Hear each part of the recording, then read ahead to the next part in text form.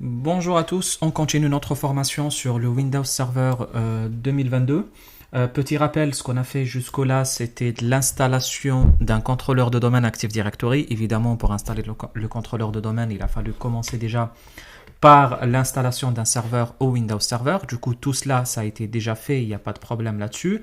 Maintenant, à partir de maintenant, on va passer à un niveau un tout petit peu plus avancé en installant un deuxième contrôleur de domaine. D'abord, dans un premier temps, l'objectif sera que je vous montre rapidement comment installer un deuxième contrôleur de domaine dans un domaine existant. C'est autrement dit, comment ajouter un contrôleur de domaine. On parle d'ailleurs souvent de l'importance de la redondance, d'avoir plusieurs serveurs qui font office de contrôleur de domaine.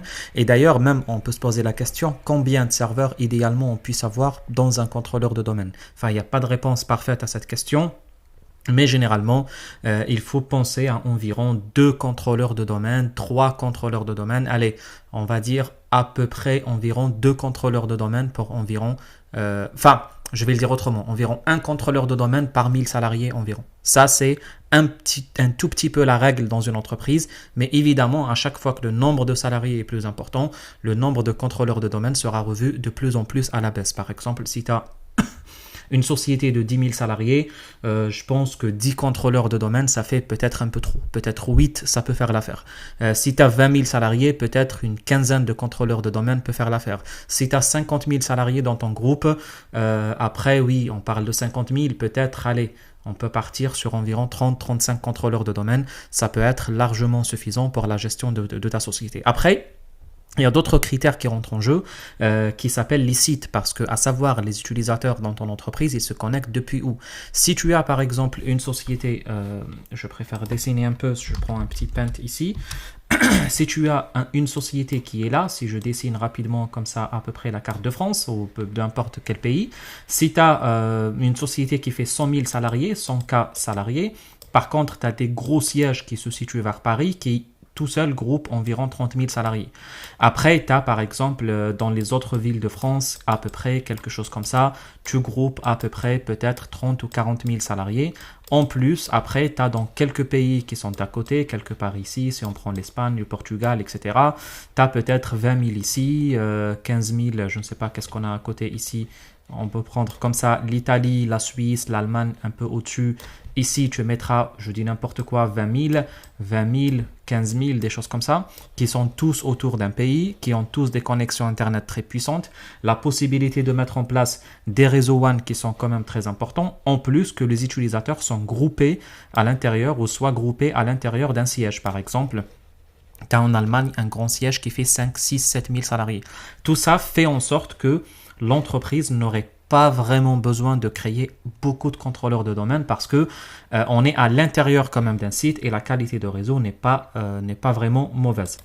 Par contre, évidemment, si tu vas prendre la carte du monde et tu vas répartir par exemple 30, 40, voire par exemple une centaine de salariés à travers le monde, en particulier dans des pays où la connexion Internet et les débits WAN ne sont pas très forts et tu as énormément de coupures entre le site parisien où tu as ton data center avec 6 sites distants, malheureusement, dans ce cas-là, tu vas devoir installer des contrôleurs de domaine dans la plupart des pays où tu as. Au pire des cas, si tu as des problèmes de sécurité, tu peux partir sur des RODC. Les RODC, c'est quoi? C'est le Read Only Domain Controller, c'est des contrôleurs de domaine à lecture seule. Ça peut être une solution. Et dans ce cas-là, si tu as par exemple 100 000 salariés au sein de ta société, tu peux partir sur 150 ou 200, 300 contrôleurs de domaine parce que tu es obligé à ce que dans chaque pays, tu mettes au moins 1 ou 2 contrôleurs de domaine. Vous voyez qu'il n'y a pas de règle vraiment là-dessus. Mais rassurez-vous sur une chose, que le contrôleur de domaine, c'est le serveur le plus important d'une entreprise. Il faut que tout dans l'entreprise tourne autour de contrôleurs de domaine. C'est ce qui fait que la qualité de débit, etc., pour accéder à ce serveur et la performance de ce serveur, il faut vraiment qu'elle soit irréprochable et même totalement irréprochable. C'est ce qui fait que installer un seul serveur dans une entreprise, c'est évidemment, vous comprenez bien le principe, c'est totalement ou même très mauvais, j'ai envie de dire. Du coup, nous, ce qu'on va faire dans un premier temps, on va installer un nouvel ordinateur virtuel. Petit rappel, nous, on avait SRV DC01. Du coup, ce qu'on va faire là-dessus, on va installer ça sur SRV DC02. On va lui donner ce nom-là. Stocker, bon, l'emplacement, on laisse toujours le même. Je vais faire un peu vite là-dessus parce que le but, c'est pas qu'on s'embête là-dessus. Mémoire, on a dit qu'on peut partir sur 4096, même vous pouvez aller sur plus si vous souhaitez. La connexion, on a créé déjà le Windows Switch. On peut faire un petit suivant, pardon.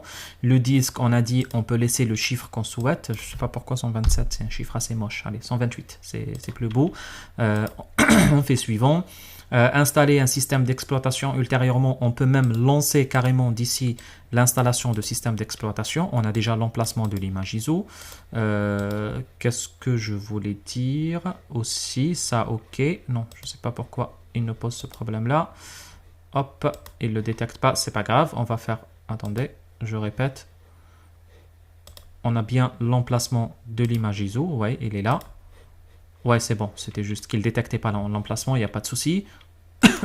Suivant, et puis là, il n'y a pas de problème, on peut aller sur terminer et puis lancer l'installation de notre système d'exploitation. Du coup, on a le SRV2 qui est là, on peut se connecter sur notre serveur, démarrer le serveur, ça ne posera aucun problème normalement, ça doit y aller.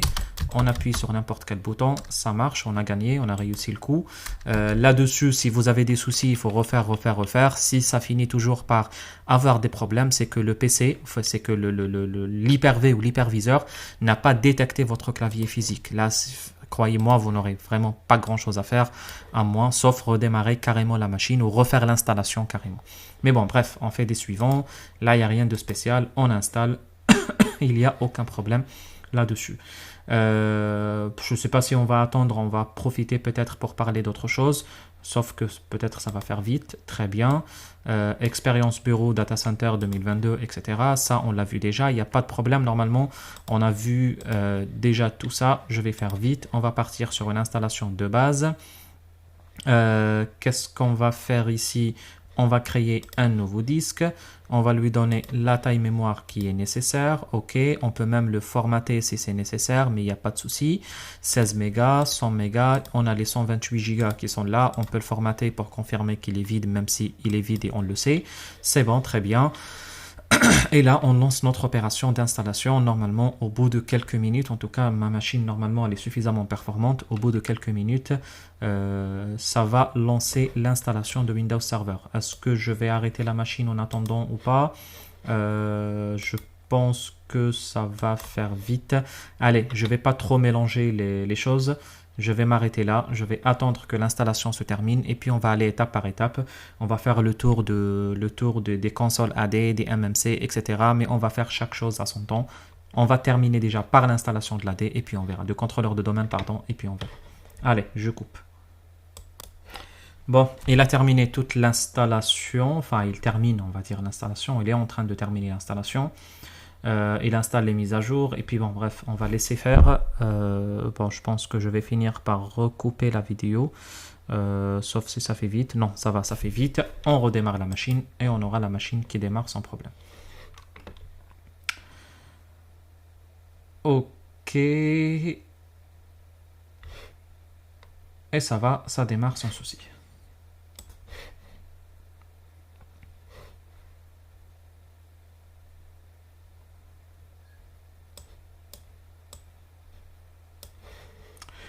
On attend toujours. Très bien, on a le nom de l'administrateur. Le mot de passe, on va mettre notre mot de passe.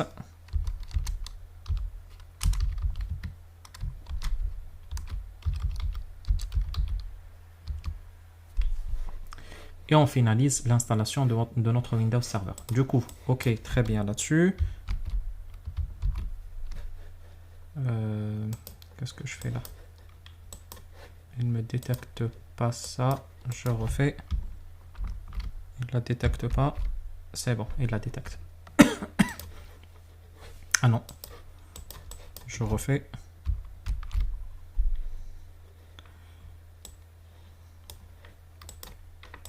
Non, attendez. Je termine. J'arrête la vidéo. Bon, ça finit par passer. Très bien. J'ai rien fait de spécial là. J'arrêtais pas d'insister, c'est tout. Alors, la machine démarre, normalement sans souci.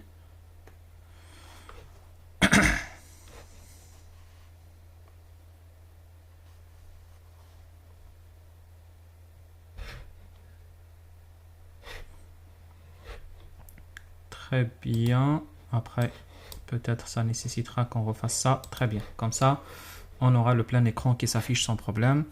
Le réseau, OK. Normalement, le réseau, on n'aura pas de souci.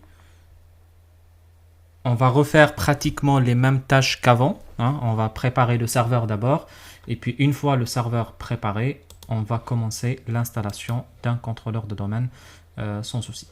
Alors, comme d'habitude, ici, pareil, on va checker les services. On va attendre à ce qu'ils remontent.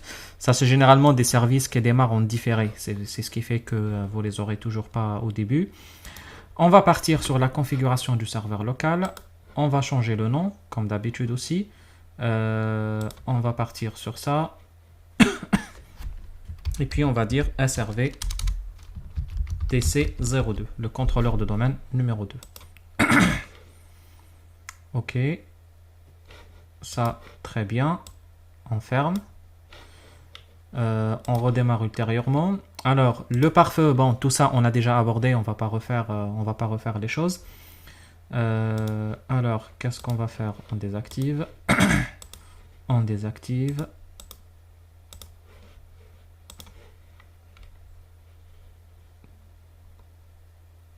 C'est bon. Et là, il est désactivé, c'est bon, je pense.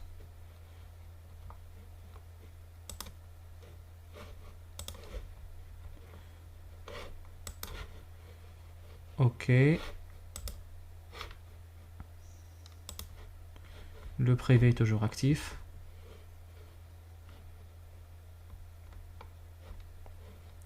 Alors, ça, OK. Au pire des cas, on peut voir ici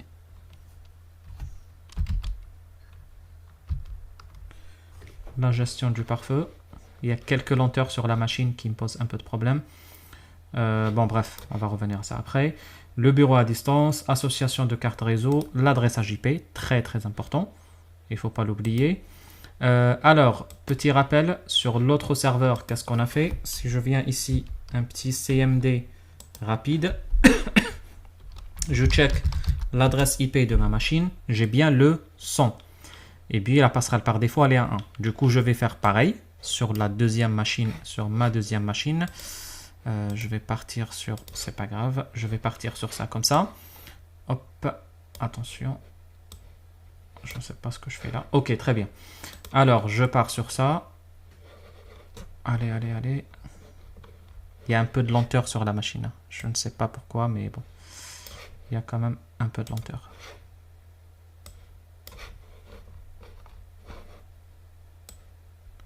Bon, il ne veut pas réagir quand même. C'est bon, il finit par réagir, mais avec beaucoup de temps. Ok, allez, s'il te plaît. Propriété. Encore on attend. Là, c'est vraiment problématique. Je vais devoir rebooter peut-être toute la machine. Ok, on part sur de l'IPv4. Là, ok. Et puis 192, 168. On a dit 1 et 110. On part sur 110. 100 et 110. Ok, la passerelle, on laisse dans le 192, 168, 1. Attention, la configuration du DNS. Le serveur DNS, c'est le serveur DNS de votre société. C'est le contrôleur de domaine de l'entreprise. 192, 168, 1, 110. Le deuxième, c'est le deuxième contrôleur de domaine. Si vous souhaitez ajouter d'autres contrôleurs de domaine, serveurs DNS, on peut venir ici et on ajoute des nouveaux DNS. Comme par exemple le 1.1, où on peut ajouter encore le dernier contrôleur de domaine qui est le 4x8. On ajoute, et puis là on fait OK, là on fait OK, OK. Même l'IPv6, j'ai envie de dire, ça aurait pu être mieux de le désactiver, comme ça, ça ne nous embête pas trop, vu qu'on n'utilise pas. Je ne sais pas si ça s'affiche ou pas, mais bon, j'ai l'impression que la machine fait ou présente beaucoup de lenteur. Pas de souci, on fait avec, c'est bon, ça s'affiche. Mais avec des lenteurs et ça rame beaucoup. Alors, en attendant, on va chercher les mises à jour. On va lancer les mises à jour. OK. Protection en temps réel d'antivirus, tout ça, comme je vous ai déjà dit, on ne se casse pas trop la tête avec. Ce n'est pas du tout l'objectif de la formation. d'autant plus que c'est géré en centrale par les entreprises. La sécurité avancée, même si Internet Explorer n'est pas vraiment d'actualité, c'est pas grave. Ça, j'ai envie de dire qu'on a fait le tour pratiquement du tout. Je reviens ici. Voilà, ça pose problème là, ça bloque, on s'en fout. Ok. Qu'est-ce qu'on va faire maintenant? À partir de maintenant, on va pouvoir redémarrer la machine. On vient là, on redémarre la machine. Je vais un peu aller, on va dire,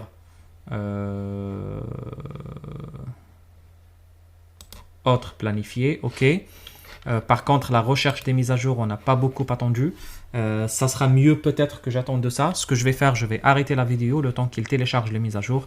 Et puis, on va redémarrer le PC directement. Allez, je m'arrête là et on revient tout à l'heure. Bon, là, il a terminé l'installation des mises à jour, mais j'ai dû redémarrer au milieu parce qu'il y avait un blocage de réseau, comme je vous ai dit.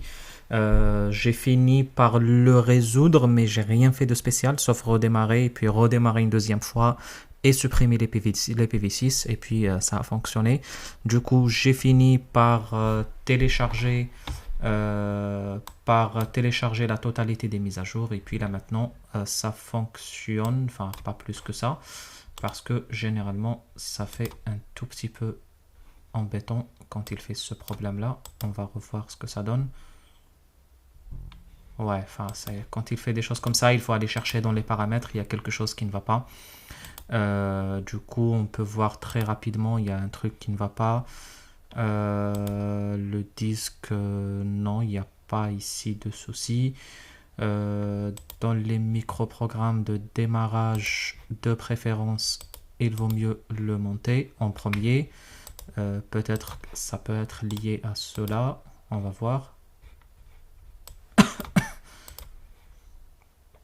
On va voir si ça monte ou pas. Non, ça ne monte pas. Bon, je vais chercher quelque part dans les paramètres. En tout cas, c'est toujours quand il y a ce genre de problème, c'est que dans les paramètres, il y a quelque chose qui ne va pas. Ou bien il y a un souci quelque part dans le disque, ou bien il y a quelque part, attendez, on va voir ça très rapidement, on peut retirer le lecteur DVD, ça peut être aussi une des sources de problème. On va voir ce que cela puisse donner. Là, il y a les soucis qui sont liés d'habitude au point de contrôle automatique. Ça peut ralentir trop les machines aussi. On peut sauter ça. On va voir si ça donne des solutions. Se connecter. On va voir si ça permet aussi de se connecter dans ce cas-là. Ça permet. Vous voyez que la plupart du temps, c'est du DVD, des choses comme ça. Enfin, il faut jouer juste sur les paramètres. N'ayez pas peur. Et on finira toujours par avoir une solution. Du coup, on redémarre la machine. Ok, ça redémarre. Bon, ça ne nous fait pas le plein écran que j'aime faire, mais c'est pas grave. Et on va voir on va bien confirmer que normalement tout doit être ok ici. Et là, on confirme bien que le nom était bien il m'ouvre bien une page Google. C'est moi qui avais ouvert ça pour confirmer qu'il y a un retour d'Internet. Il y a un bon réseau. SRV DC02. On a bien le pare-feu qui est inactif, la gestion à distance activée. On a bien l'adresse IP. On a bien les mises à jour qui viennent d'être installées. Très bien, tout va bien. Tout est OK pour qu'on puisse installer notre rôle Active Directory ou notre rôle DC. Alors, ce qu'on va faire comme d'habitude, dans l'ajout des rôles et des fonctionnalités, sans trop tarder, on va aller directement vers l'installation des rôles qui nous intéressent. On va partir sur le ADDS qui est là, avec toutes les fonctionnalités qui vont venir avec. On ajoute les fonctionnalités qui vont venir avec. Et là, vous voyez une petite surprise. Le DNS, il peut ne pas ajouter. Vous voyez que maintenant, on peut cocher le DNS. Et vous allez voir même en avançant que le DNS n'est plus obligatoire comme avant.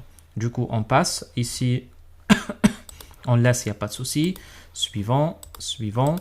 On peut exporter les paramètres de configuration si on a besoin. Il n'y a pas de souci. On laisse. On installe les rôles et les fonctionnalités ADDS. Allez, est-ce que ça nécessite peut-être une petite pause de la vidéo? Allez, on va laisser faire. Le temps que cela se termine, on peut fermer là ici. On peut continuer à le suivre ici. C'est comme d'hab, tout ça, normalement, on l'a déjà fait. Il n'y a pas de problème là-dessus. Une fois installé, on va pouvoir lancer l'installation ou la promotion de ce serveur en contrôleur de domaine. Du coup, là, il est sur le point de terminer. Je pense que ça avance un peu un peu rapidement, un peu très rapidement, j'ai envie de dire. On va attendre un tout petit peu, quelques secondes. Si ça n'avance pas plus que ça, j'arrête la vidéo et sinon on va laisser, pas de souci.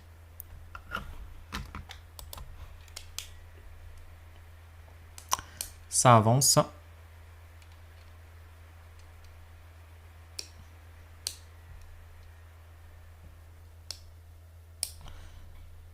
Ça avance très bien.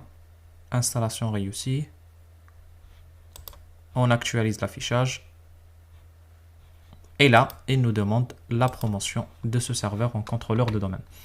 Du coup, tout ça, c'était juste pour ça. C'était juste pour cette partie-là. C'est la seule qui va changer. Du coup, on avait la possibilité d'ajouter un contrôleur de domaine à un domaine existant. Ajouter un nouveau domaine dans une forêt existante. Hein. Petit rappel, on a une forêt, on a un domaine. Il peut avoir des sous-domaines, il n'y a pas de souci. Alors, une forêt, c'est quoi? C'est le fait d'avoir la possibilité d'avoir plusieurs domaines. OK?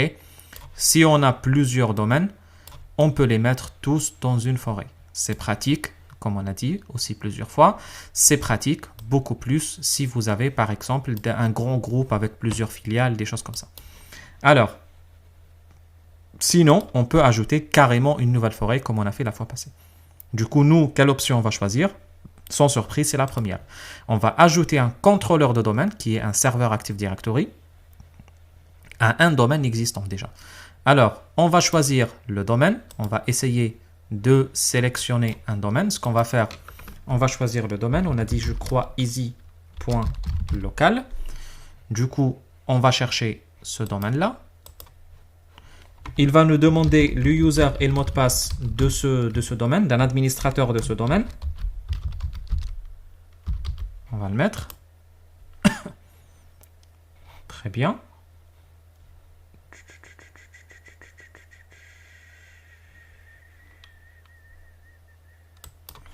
On va voir ce que ça donne. Juste, je confirme que l'autre contrôleur de domaine est bien là. On confirme un petit ping. En tout cas, je l'ai fait en off le ping quand j'étais en train de résoudre le problème de... Pardon, 110 plutôt. Quand j'étais en train de résoudre le problème réseau, c'est ce qui fait que j'étais rassuré que le ping fonctionne. Ça, c'est très important. Il faut confirmer que le ping fonctionne. Du coup, si je reviens ici, on a bien... Hop, je remonte jusqu'au là. Si je prends la gestion de mon serveur local, j'ai bien le domaine qui est easy.local. Très bien, là-dessus, il n'y a pas de souci sur ce serveur. Du coup, je reviens sur l'autre serveur. Normalement, ça ne doit pas poser problème. Fournir les informations d'identification pour effectuer l'opération. Ce qu'on va faire, c'est administrateur @easy.local. Et puis, qu'est-ce qu'on va faire? On va essayer de passer le mot de passe plutôt comme ça. Alors, on va faire suivant. On va voir s'il va trouver le domaine dans le contrôleur. Et là, il le trouve. En tout cas, tant qu'il passe l'étape, c'est que tout va bien. Il n'y a pas de souci. Du coup, qu'est-ce qu'il nous fait? Il nous demande la possibilité de choisir ou pas un serveur DNS. Je reviens encore ici, que nous allons ajouter un contrôleur de domaine à un domaine existant qu'on a appelé EasyLocal. Là-dessus. Très bien, là on le trouve, on valide. Là il l'a trouvé, on fait suivant maintenant. Et là c'est bon. Du coup, il nous laisse griser le serveur DNS. On a le catalogue global qu'il peut enlever, qu'il peut garder. Et on a le mode RODC. Vous voyez que le mode RODC, vous voyez que maintenant il nous donne la possibilité de le faire. Rappelez-vous que la fois passée c'était grisé partout. Du coup, il faut avoir un catalogue global. Du coup, quand tu installes pour la première fois, tu dois l'avoir. Il faut que ça ne soit pas un RODC, le premier. Enfin, si tu installes le premier en RODC, enfin, c'est catastrophique, tu ne peux jamais écrire. Du coup, maintenant, il nous donne la possibilité de mettre un contrôleur en lecture seule. Le DNS, ça reste toujours grisé. Malheureusement, on va laisser toujours grisé. Sur quel site? Pour l'instant, on n'a pas touché les sites. On va rester tranquille. Le mot de passe de récupération de la base de données des services annuaires, on doit mettre un mot de passe qui, dans les recommandations de Microsoft, il faut qu'il soit, enfin, c'est pas il faut, mais juste une recommandation de Microsoft de mettre un mot de passe différent de mot de passe administrateur. Ok, on continue les options. On continue les options d'installation. Là, ok. Répliquer depuis quel contrôleur de domaine? Est-ce que tous les contrôleurs de domaine ou bien en particulier le DC01 qu'il a détecté? Bon, on va dire tous les contrôleurs de domaine. Là, on choisit les options de réplication ou bien l'installation à partir de support. Ça, c'est possible aussi. Ok, sur les bases de données, là, il n'y a pas de souci. On a le détail de toute notre installation. On peut afficher le script PowerShell qui est bien ici. Du coup, ce que vous pouvez faire, c'est que si vous avez 60 ou 80 ou 90 contrôleurs de domaine à installer, ben c'est très simple. Il suffit de copier ça et le coller sur les 70 serveurs que vous avez. Modifier d'ailleurs quelques informations. Suivant, on va faire la dernière vérification. Si tout va bien, nous allons rebooter la machine. Très bien, tout va bien. Il y a quelques warnings qui n'ont rien de méchant. On va installer l'AD et puis ça va nous demander de rebooter la machine qui, une fois rebootée, on va avoir deux contrôleurs de domaine au sein de notre domaine easy.local. Au final, c'était, j'ai envie de dire, tout ça pour ça, mais c'est quelque chose de très important auquel il faut apporter quand même une attention particulière parce que installer un seul contrôleur de domaine dans un domaine, c'est vraiment très très dangereux. Du coup, si vous avez des soucis après avec vos performances des machines, vous pouvez facilement éteindre un des deux contrôleurs de domaine sans problème et garder l'autre et travailler juste avec un des deux contrôleurs de domaine sans problème là-dessus. Alors là, j'ai l'impression que c'est terminé. Il va nous déconnecter, il va redémarrer la machine et puis au redémarrage de la machine, nous allons avoir notre domaine, notre serveur ajouté au domaine easy.local. D'ailleurs, il est ajouté au easy.local comme vous avez vu là il y a tout à l'heure. On va laisser le serveur redémarrer.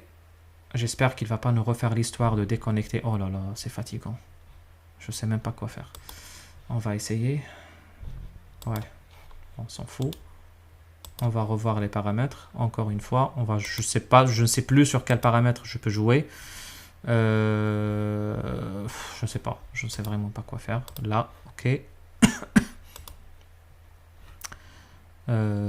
Si on va monter ça, peut-être. Allez, on va voir. Se connecter.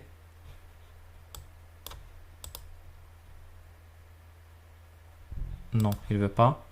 Ce qu'on peut faire, on peut éteindre la machine, carrément. Et puis, la démarrer encore une fois. Très bien, elle est bien démarrée.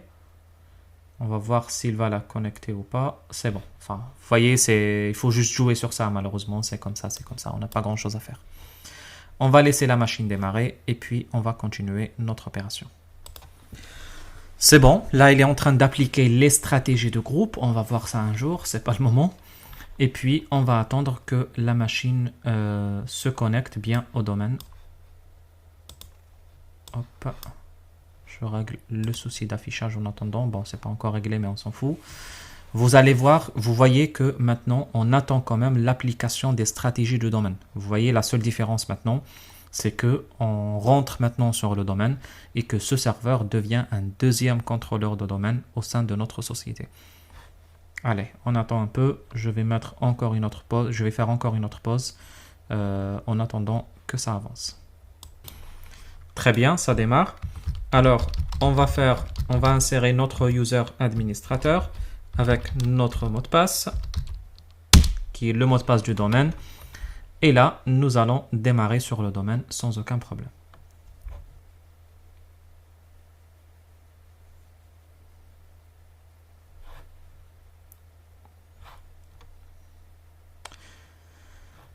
Ok, je ne sais pas pourquoi le souci d'affichage n'est toujours pas résolu. J'espère que là, ça sera ok. C'est bon, c'est ok. Mais bon, j'ai pas eu le plein écran, mais c'est beaucoup mieux comme ça quand même. Ok, ça on peut raconter n'importe quoi.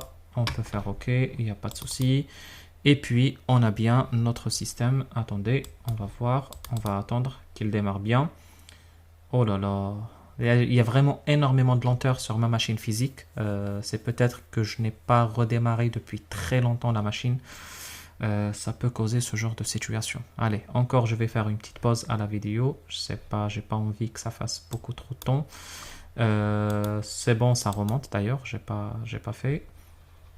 Je vais juste vous montrer l'ajout au domaine. et que tout est OK. Et puis c'est bon, on va s'arrêter là. Ça fait je ne sais pas combien de temps là maintenant. Ça fait 30 minutes même de cours. Hop. On attend un peu. Configuration, configurer le serveur. On a bien le nom et on a bien le groupe de travail. Enfin, c'est plus groupe de travail, mais plutôt le domaine qui est easy.local. On a bien ici, si on va voir la modification, que dans ce cas-là, attention, on a bien un contrôleur de domaine ici qui fait partie du domaine easy.local. Attention, on a bien, comme j'ai dit, un contrôleur de domaine ici. OK, très bien, il n'y a pas de souci. Je pense que tout a l'air OK. On va s'arrêter là. Et puis, dans la prochaine vidéo, on va rentrer un peu dans le vif du sujet concernant l'AD, concernant ces différentes consoles d'administration qu'il utilise. Allez, je vous dis, je vais vous dire bonne soirée parce que c'est la nuit chez moi et à la prochaine.